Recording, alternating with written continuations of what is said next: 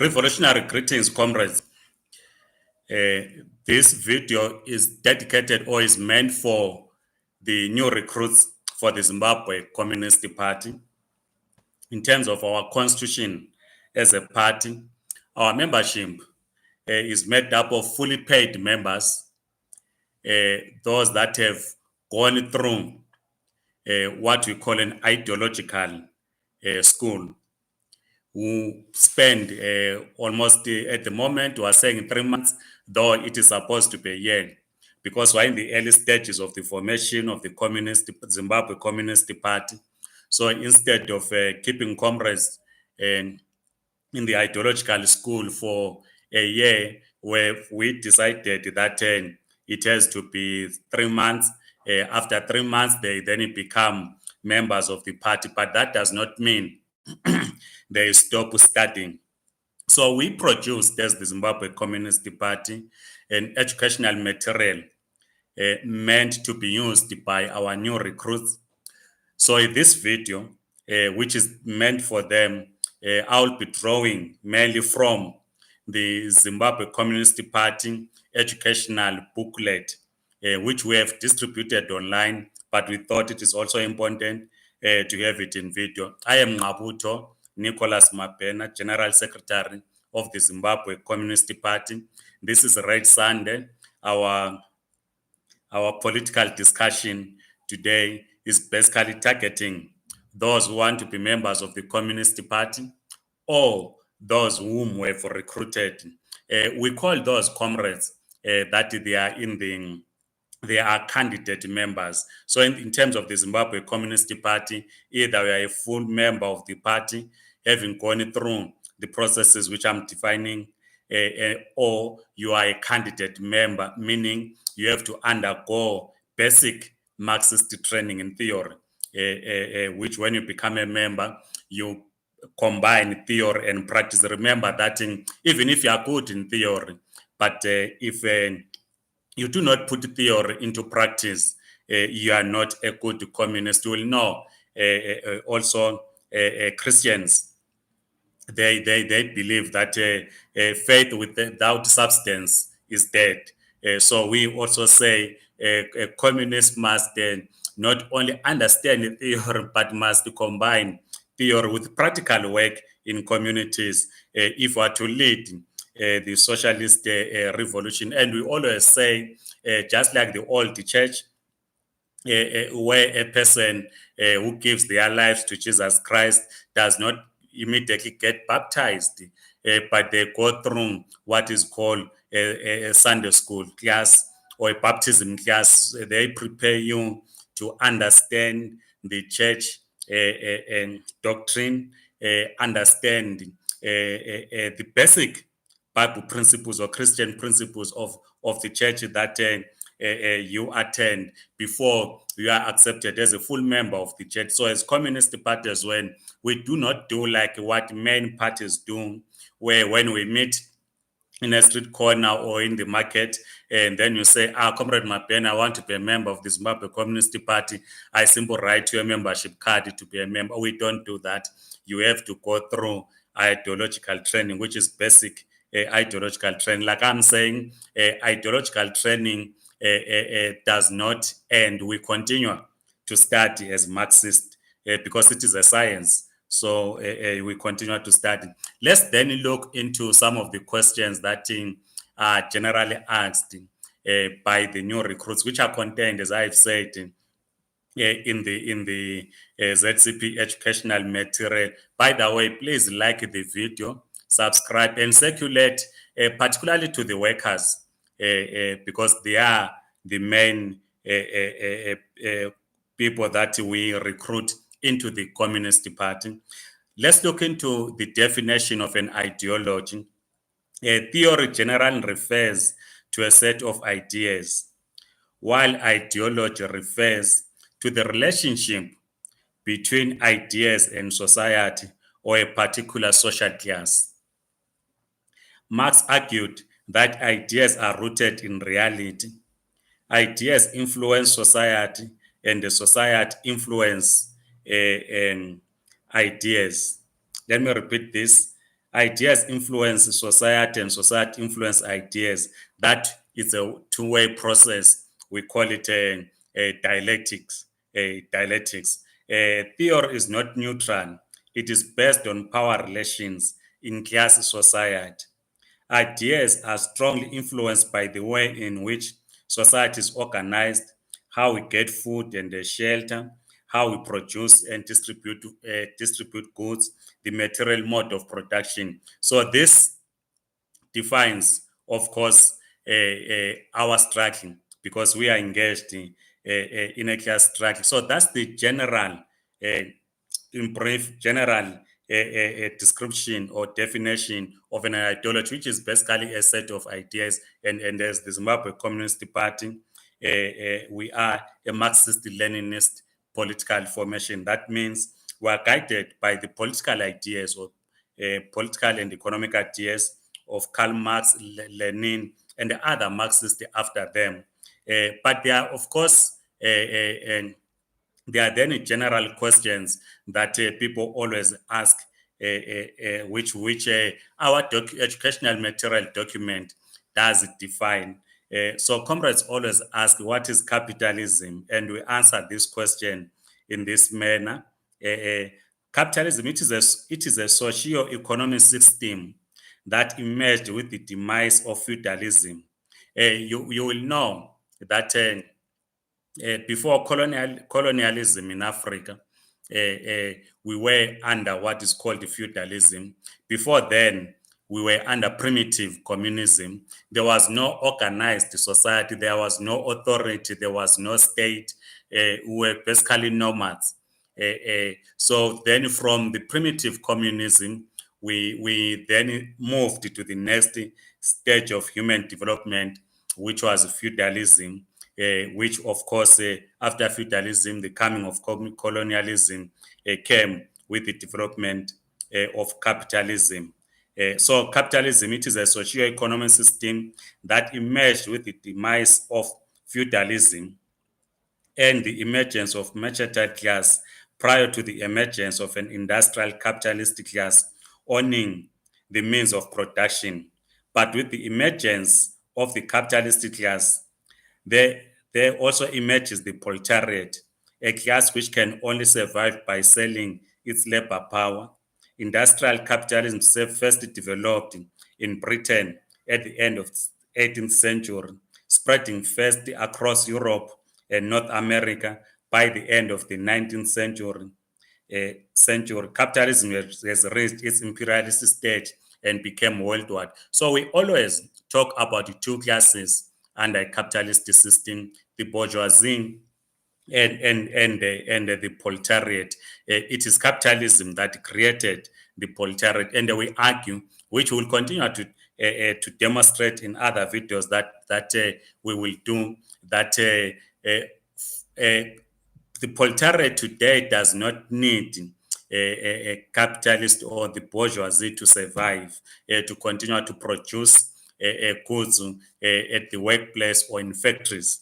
This is why we are saying that the economy must be placed in the hands of society as a whole, because workers at the workplace have capacity to produce goods, but capitalists cannot survive without the working class. They cannot survive without workers. Then another question that is being asked in terms of what comrades would want to be defined is socialism. They always ask comrades, what is socialism? As I've said, it is the next stage of development after capitalism, characterized by the social ownership of the means of production in the early stages, particularly through national state ownership of the commanding heights of the economy. Cooperatives are another form of social ownership. For socialism to become the predominant mode of production in any country, the working class must gain hegemony over the state. At present in Zimbabwe, the state machinery consists mainly of the army, the police, and the CIO. The current state serves the interests of the parasitic bourgeoisie, which of late we have characterized it as the looting class. So socialism is about placing the entire economy in the hands of society as a whole. We do not seek under socialism to create an elite class, because some comrades always say under socialism, the leadership of the party will constitute an elite class and control the economy. That is not the case. The economy would be in the hands of society. Then the next question, comrades always ask about what is communism, and they will then be mentioning other countries like North Korea, other countries saying these are communist countries. There is no society that has reached communism, because communism is basically a classless society. It is the highest form of social development after socialism. It is a classless society resulting in the abolition of the state as we know it. We can only begin to approach the communist stage of development when imperialism and monopoly capitalism has been defeated in all countries. So there is no country, comrades, that has reached a classless society. Even though in some countries like Cuba, the Communist Party is in charge of the state, but it is not a communist society. So there's always confusion from comrades who ask this question and say what that some countries have actually achieved or reached the stage of communism. They will say that that is a communist country. That is not correct, comrades. Let's then look into liberalism. We always say we are opposed to liberalism. Let's define it. What is liberalism? It is the main philosophy of advanced capitalism. It emerged in the 18th century against despotic monarchs and the rise in industrialization. John Locke was its major proponent. It was a philosophy propounded by the rising middle class, which felt it was denied political power but afraid to embrace socialism. Its major tenets are respect for property, private property, the rule of law, freedom of expression, association, and the thought.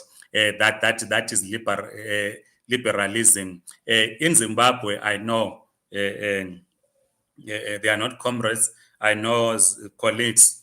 I would rather use the name colleagues because they are not comrades, who are trying to get our rural homesteads to have title deeds, because to them they believe in property rights. But we will at some point have this discussion around the question of title deeds being given to communal lands. What does it mean for us to be given title deeds? But I know there's an organization which is led by a liberal. He happens to be. I've happened worked with him previously. They are working on that. Then what is neoliberalism? Neoliberalism is the new form of liberalism which, in the name of freedom, calls for controls over capitalism. As a result, the rich get richer and the poorer get poorer. And we always say that we must resist in Africa a neoliberalism which has taken root in most of African states, and the inequality is widening, not only in South Africa, not only in Zimbabwe, but across the developing nations, in Africa, in South America. The gap between the rich is huge. And then there are, of course, many political parties in Zimbabwe and others who define themselves as social democrats. So we need to define what is social democracy. They will tell you that they are trying to bridge a gap, to take from socialism and capitalism and come up with a concept which they call a social democracy. This is a system that attempts a blend of capitalism with a human face. Examples of countries that practice it are not the countries. However, in their external relations, they are part of the imperialist bloc. For instance, a number of Nordic countries, including neutral Sweden, took part in the bombing of Libya. So these are examples of social democracy. So they will say they are opposed to capitalism, they are opposed to socialism, they want to find a middle ground. I always argue with those comrades that in Africa, we keep left when driving in our roads. We don't drive in the middle of the road, especially in Zimbabwe. We can't drive in the middle of the road, otherwise, you will cause fatal accidents. So we keep left in our roads in Zimbabwe in the main. What is democratic centralism? We always talk of democratic centralism as our guiding principle as communist decision making arrived at through a democratic process. This means that an issue is debated from the lower structures of the organization to the highest structure. Once a decision is taken, however, every member of the organization must defend this decision. And you always say you must defend the decision with your own life, must be prepared to do that. So here, what we are saying, because this is our guiding principle, is that lower structures, as we are focusing on new members of the Zimbabwe Communist Party or those that aspire to be members of the Zimbabwe Communist Party, decisions are not taken by the Central Committee or the Congress. Firstly, decisions are discussed, or issues, let me not say decision because I'll be confusing. An issue gets discussed in the lower structures of the party. For instance, the question of participating in elections, it gets discussed through party structures from the cell branch going up the party structures, and then a paper is presented as a discussion document to the Congress based on what has been discussed. What we normally do, though we're in the early stages of the formation of the party, is to draw up a discussion document soliciting the views of comrades in the lower structures. The comrades will debate an issue, normally should be a year or two before we get to Congress. Comrades will debate in branches. It will go through various party structures up to Congress. So when we get to Congress, there will be those that will be, say, using the election participation as example, for participation that the Zimbabwe Communist Party on its own must participate. Others will be saying no, Zimbabwe Communist Party as an organ of the working class and peasants cannot participate on its own in an election. It can't do so alone. So you will be having this debate until it gets to Congress.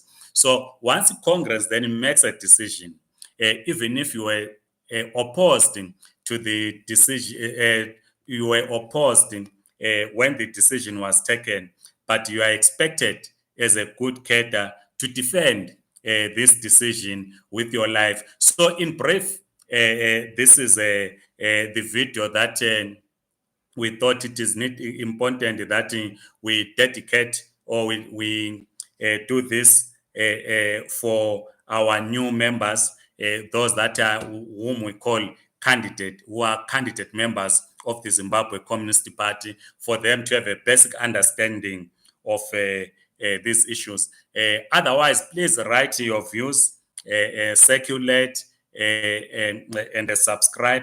We will continue next Sunday to discuss other issues in our political state. Otherwise, thank you so much, comrades. Amandla.